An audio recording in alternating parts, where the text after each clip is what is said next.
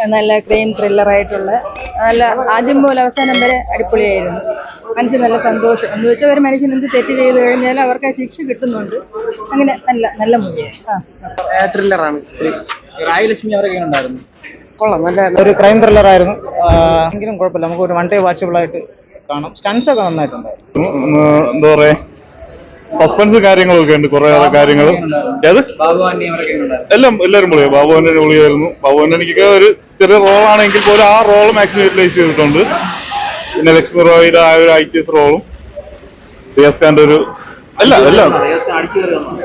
അടിപൊളിയായിരുന്നു, പൊളിയായിരുന്നു. ആക്ഷനൊക്കെ ഉണ്ട്. ഇന്റർവെല്ലിന് ശേഷം ഉള്ള സൂപ്പറാണ്. പിന്നെ ക്ലൈമാക്സ് ഒക്കെ നല്ല ട്വിസ്റ്റ് ഉണ്ടായിരുന്നു.